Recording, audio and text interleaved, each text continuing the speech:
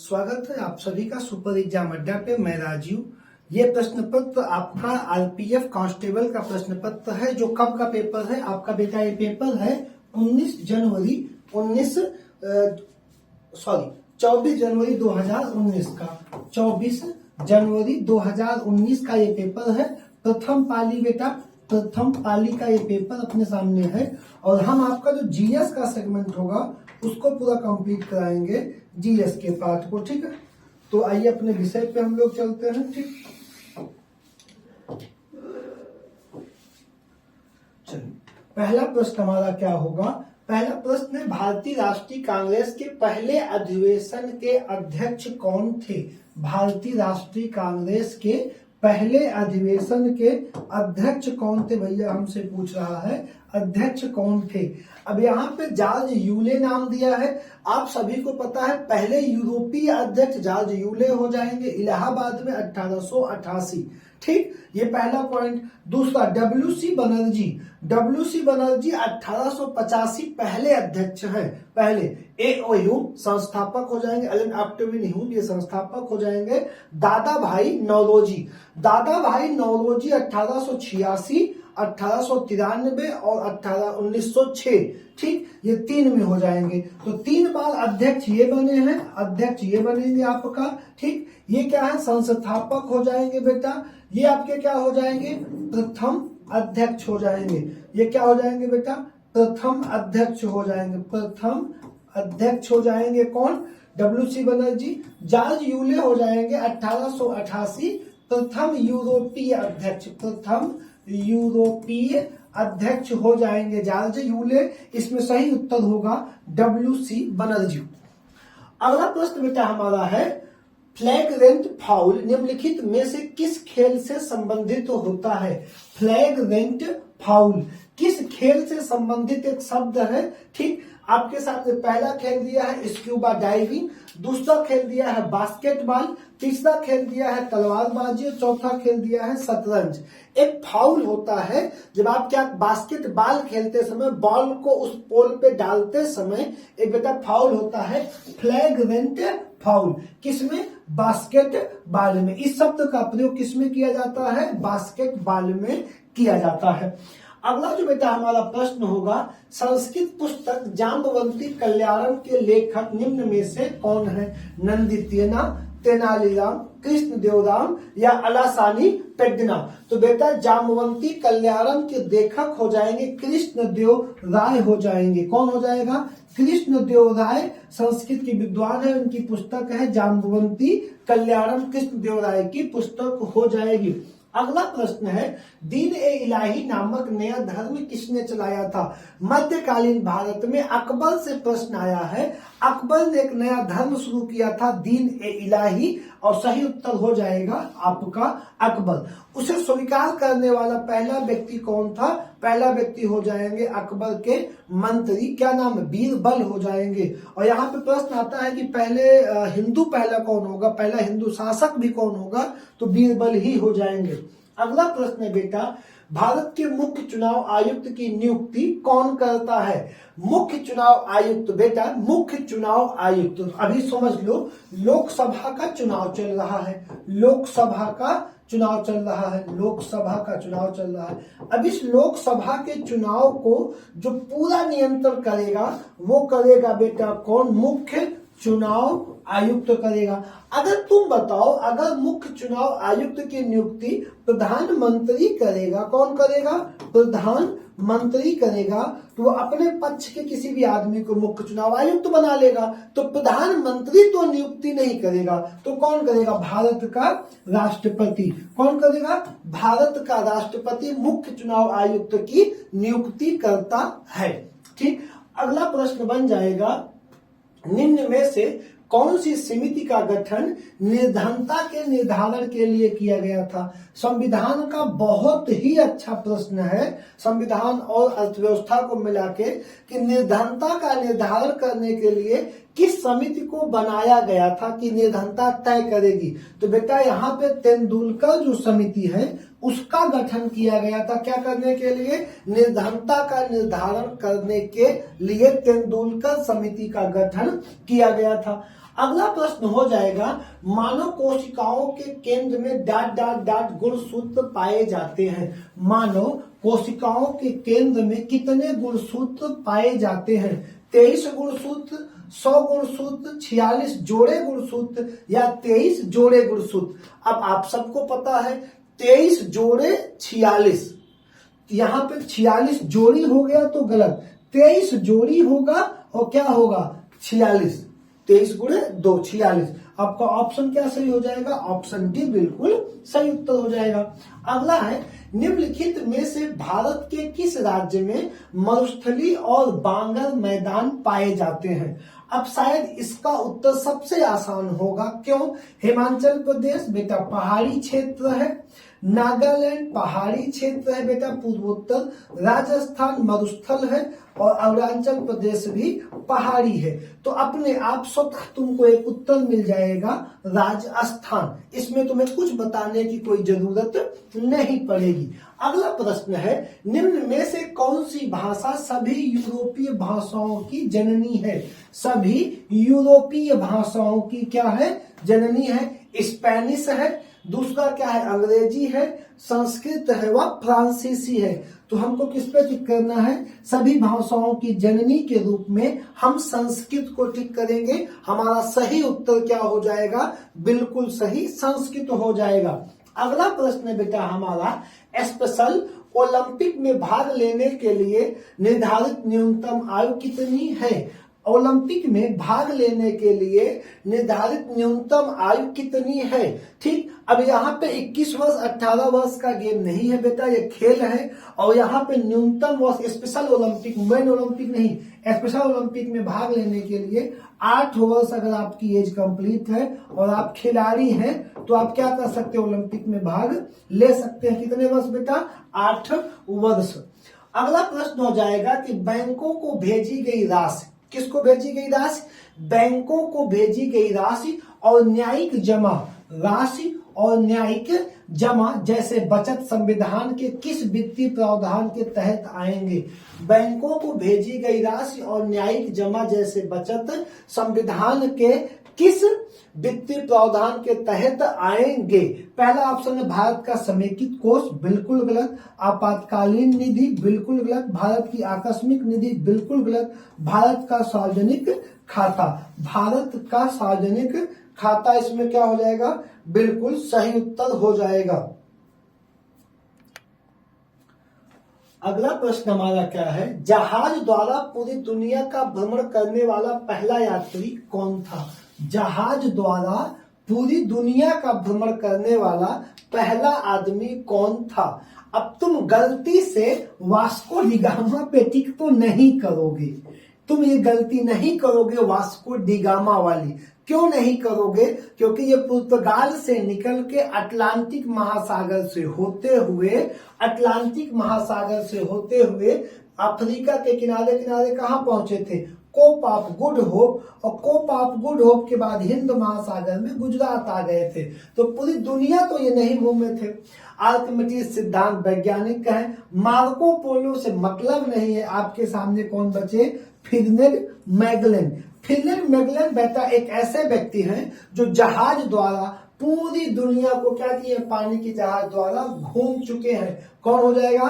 फिर्डिनेंड Magellan. कौन? Option D बिल्कुल सही उत्तर हो जाएगा।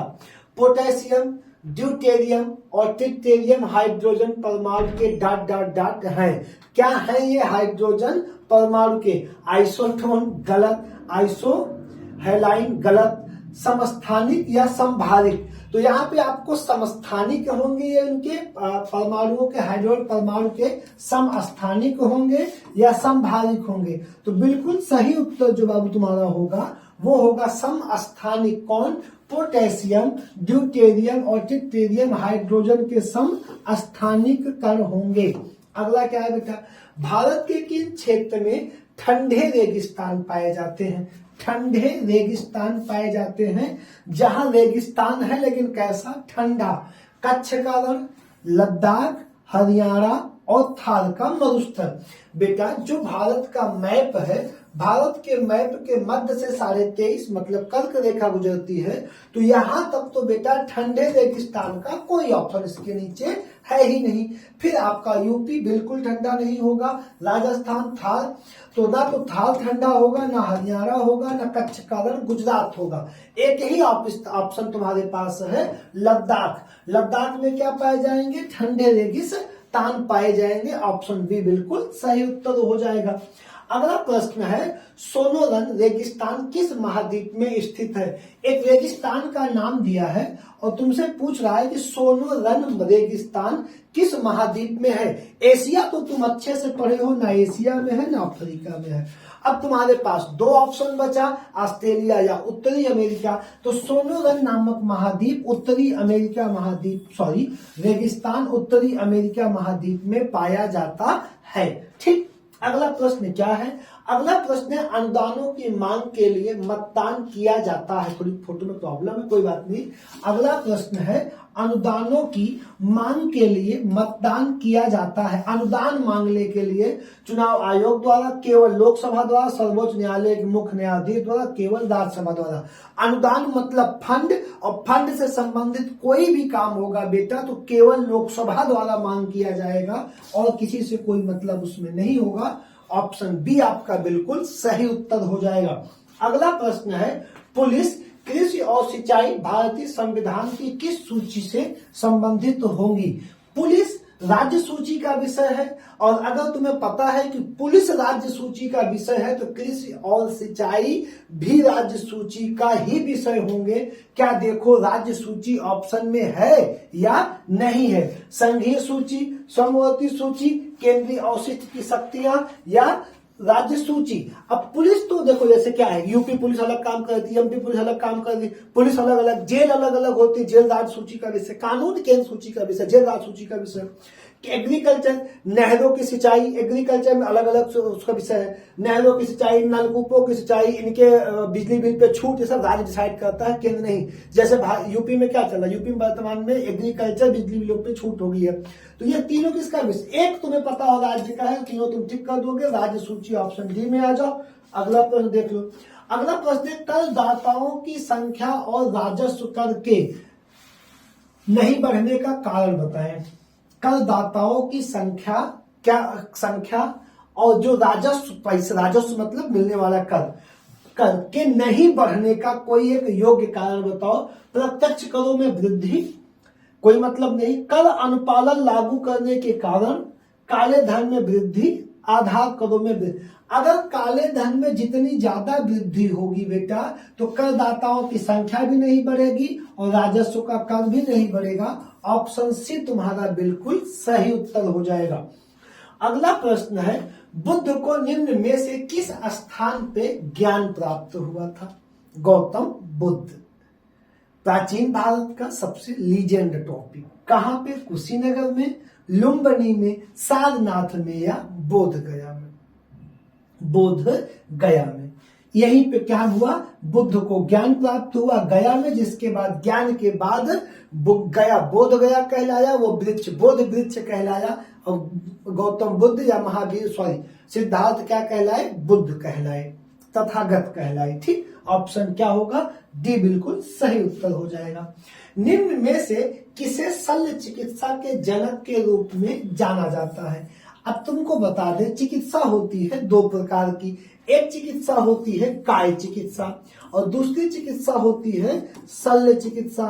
कभी कभी तुम देखो, सुल्तानपुर तुम्हारा घर है, तुम डॉक्टर एके सिंह को खोजते हो, बड़े फेमस डॉक्टर, डॉक्टर एके सिंह है, डॉक्टर वीके शर्मा जी है, ये बड़े फेमस डॉक्टर है, ये कौन सी चिकित्सा करते हैं। लेकिन दूसरी तरफ तुम क्या करते हो? दूसरी तरफ तुम आशीष श्रीवास्तव को खोजते हो कि यार बुखार हो गया है, सब पैसे दिक्कत लगो थी।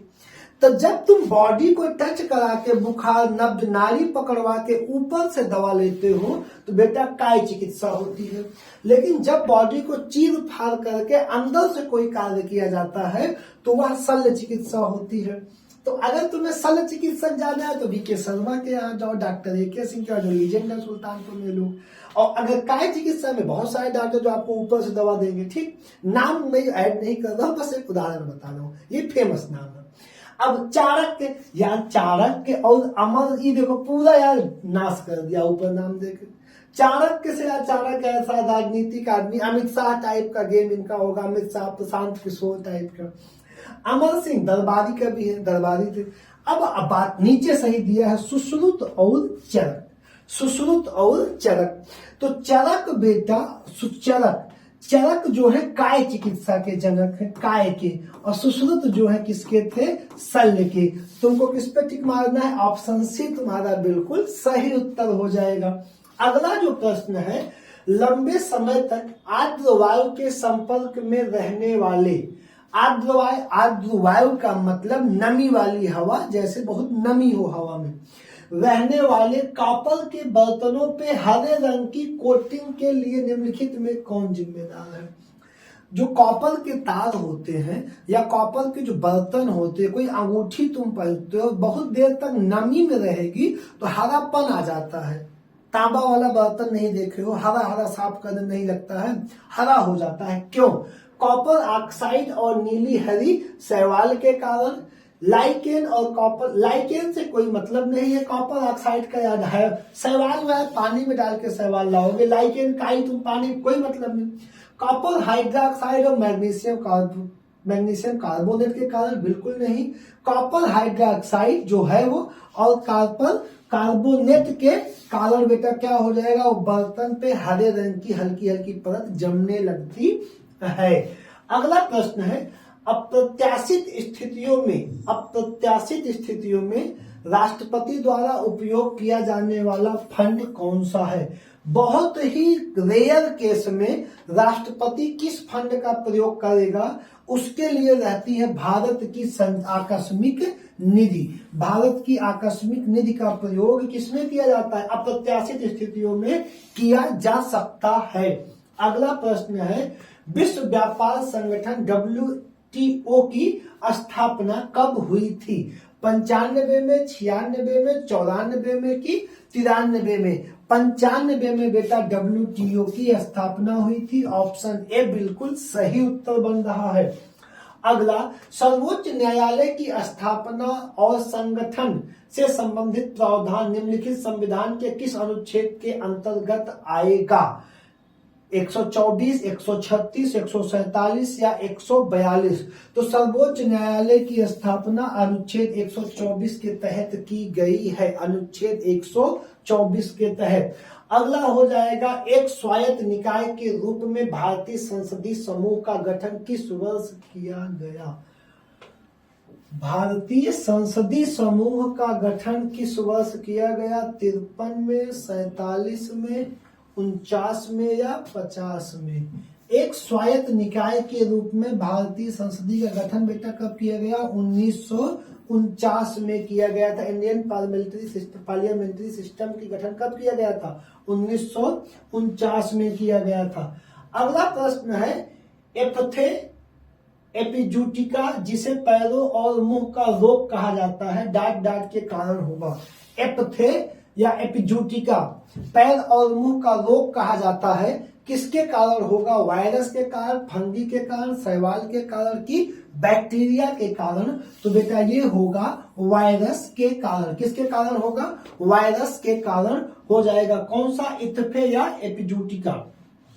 अगला प्रश्न है, रेल बजट को आम बजट से अलग किस समिति की सिफारिश के आधार पे किया गया था। वर्तमान में रेल बजट और आम बजट को एक कर दिया गया है, 17 से उसको पेश किया सबसे पहली बार अभी जल्दी में अरुण जेटली ने। ये क्वेश्चन पिछले RPF के शुरुआत के 2-3 टॉपिकों में, ASI के वीडियो में सबसे ज्यादा बार रहा है, वीडियो अपलोड है सबसे, इस पे कम से कम हर सेट में 2 क्वेश्चन है यूपी ASI में, ठीक। JVP समिति, एचिसन समिति, एकवर्थ समिति या मैकाले समिति। तो बेटा ये अलग किया गया था एकवर्थ समिति के उस पे, किसके कहने पे, एकवर्थ समिति के उस पे अलग किया गया था। रेल बजट और आम बजट को अलग किया गया, ठीक। लेकिन अभी क्या किया गया, ये अभी ये एक में कर दिया गया। अभी क्या कर दिया गया, एक में। अगर आपको पता हो 2017 से अगर आपको थोड़ा डाटा पता होगा तो विवेक देवराय समिति के अनुशंसा पे ये फिर से क्या कर दिया गया, एक कर दिया गया। तो पहला क्वेश्चन बना जब 1947-47 के जोन में अलग किसकी समिति से किया गया था, एकवर्थ समिति से अलग किया गया, और विवेक ओबराय समिति से क्या कर दिया गया, एक कर दिया गया, ठीक। 17 से फिर दोनों एक में पेश हुए। भारतीय रिजर्व बैंक द्वारा निर्धारित वरीयताओं में शामिल नहीं है। भारतीय रिजर्व बैंक कुछ वरीयता देती है, उसमें कौन शामिल नहीं है, कृषि, शिक्षा, निर्यात ऋण व सूचना व प्रौद्योगिकी। तो बेटा सूचना व प्रौद्योगिकी उसमें शामिल नहीं है, और सब आपका शामिल हो जाएगा, ठीक। ऑप्शन डी बिल्कुल गलत होगा इसके तहत। अगला प्रश्न हमारा क्या है बेटा, ओलंपिक ध्वज पहली बार किस वर्ष फहराया गया था। ओलंपिक लगातार क्वेश्चनों में रहता है, ध्वज पहली बार किस वर्ष फहराया गया था। तो 1920 से ओलंपिक ध्वज पहली बार 1920 में फहराया गया है। ओलंपिक की शुरुआत ग्रीक से हुई है, ग्रीक की राजधानी एथेंस से हुई, यूनान से हुई है, और वहीं से शुरुआत इसकी हुई।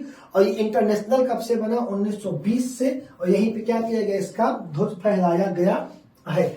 अगला प्रश्न है, किस कांग्रेस अधिवेशन में गांधी इरविन किस कांग्रेस अधिवेशन में गांधी इरविन समझौते का समर्थन किया गया। अब गांधी इरविन समझौता सबसे पहली बात तुमको पता होना चाहिए हुआ कब था, 1931 में समझौता हुआ, ठीक। और सम्मेलन कहाँ हुआ है, उस समय सम्मेलन हुआ था कराची में। कराची कांग्रेस अधिवेशन में गांधी इरविन समझौते को समर्थन किया था, ठीक। अगला प्रश्न है, बौद्ध धर्म में अभय मुद्रा का अर्थ क्या होता है। अभय मुद्रा का अर्थ बुराई से बचाव, निर्भीकता, ज्ञानोदय, उपदेश। बेटा अभय का मतलब होता है जब आपका डर समाप्त हो जाए, तो निर्भीकता। अभय मुद्रा ये होता क्या है, आप गौतम बुद्ध की कई स्थानों पे मूर्तियां देखे होंगे, लेटी हुई अवस्था में, इस अवस्था में बैठी हुई या इस अवस्था में, तो ये इस अवस्था में बैठी थी। ये अलग अलग अवस्थाएं हैं, इसी में से एक अवस्था ये इस जोन में बैठते हैं, वो अभय मुद्रा होती है। और अभय मुद्रा का अर्थ होता है निर्भीकता। अगला प्रश्न है, अर्धसूत्री विभाजन में एक जनन कोशिका, अर्धसूत्री विभाजन में एक जनन कोशिका संतति कोशिकाओं में विभाजित होती है।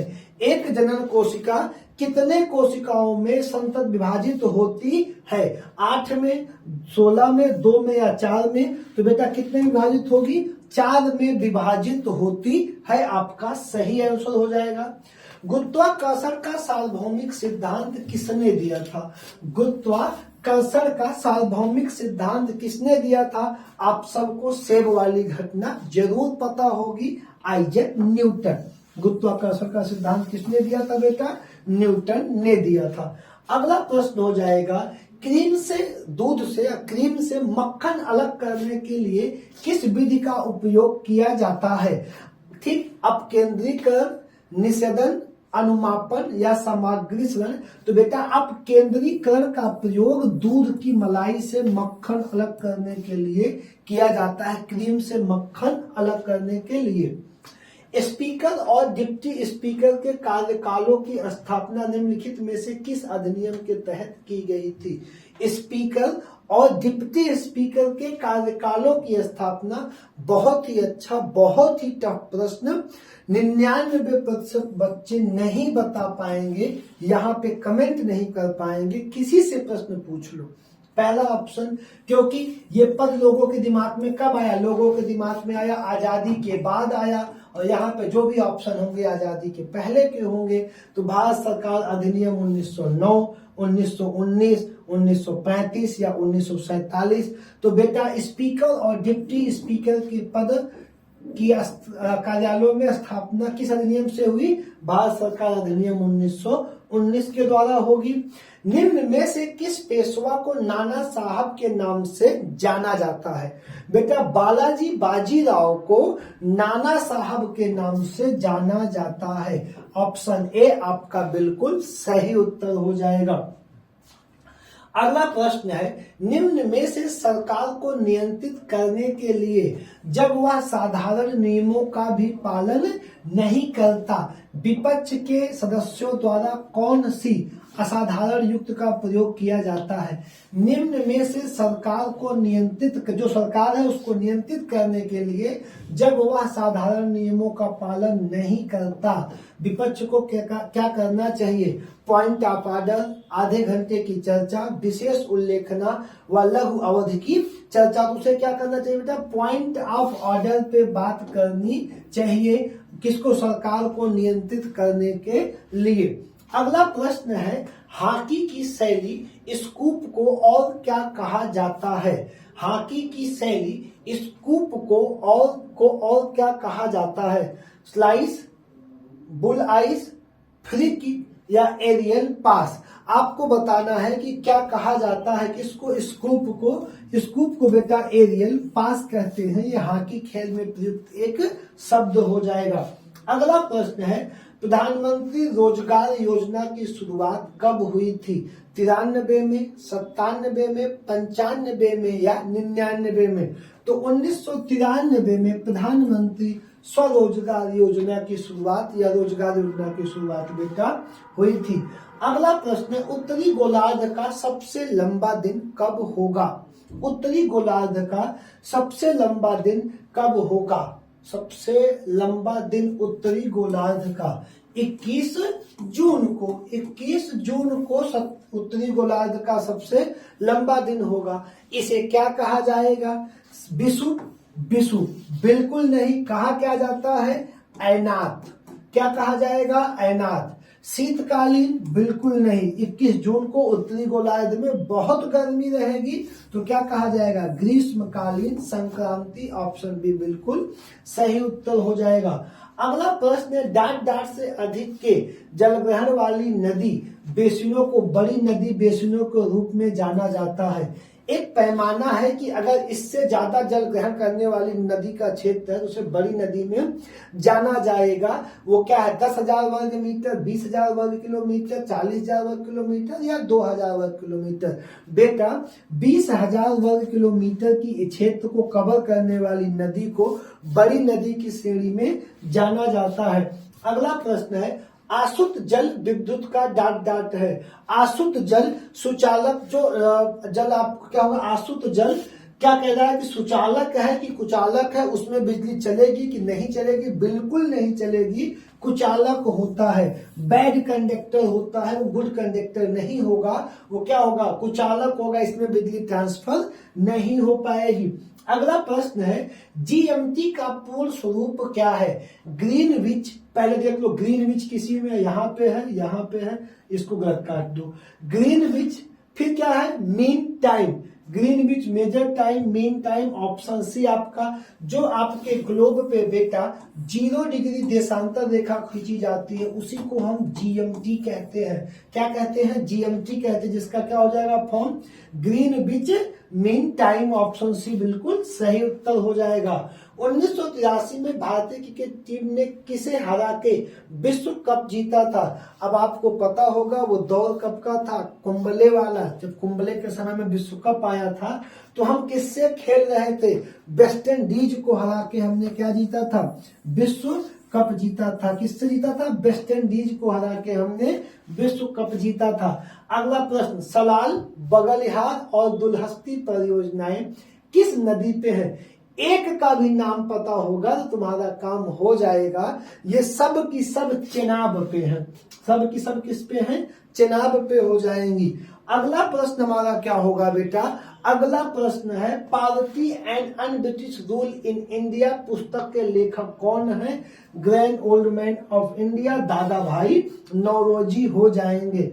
अगला प्रश्न है, योग में स्वास्तिकासन किस मुद्रा को व्यक्त करता है? स्वास्तिकासन किस मुद्रा को व्यक्त करता है? ऊंट को, मांगलिक को, तो टिड्डा को या कुत्ता को। तो आपको बताना है कि स्वास्तिक आसन, अरे यार ये वाला किसे व्यक्त करता है, मांगलिक को व्यक्त करता है। अगला ऑप्शन है, प्रश्न है कुट्रालम। कुट्रालम जलप्रपात कहाँ स्थित है? तमिलनाडु में स्थित है, कर्नाटक में, केरल में या तेलंगाना में? बेटा तमिलनाडु में कुट्रालम जलप्रपात स्थित है। अगला प्रश्न है पुनरावर्ती परावर्तन के कारण ध्वनि की प्रबलता क्या कहलाती है? पुनरावर्ती परावर्तन के कारण ध्वनि की प्रबलता क्या कहलाती है? तो आपको बताना है स्वरमान, प्रतिध्वनिया, स्वरमान या प्रतिध्वनिया या अनुनाद या क्या हो जाएगा, अनुकंपन। तो यहाँ पे पुनरावर्ती परावर्तन का ध्वनियां अनुकंपन कहलाती हैं। ऑप्शन डी आपका बिल्कुल सही ऑप्शन हो जाएगा। कौन सा हो जाएगा बेटा? Option D. अगला प्रश्न हमारा क्या है, सेनकोट दर्रा मदुरै को डाट डाट से जोड़ता है। भारत का सबसे दक्षिणी दर्रा जो कोट्टायम से जोड़ेगा, सेनकोट को मदुरै से कोट्टायम से जोड़ता है। ऑप्शन सी बिल्कुल सही उत्तर हो जाएगा। ये बेटा हो गया हमारा पूरा 50 क्वेश्चन का सेट कंप्लीट। धन्यवाद।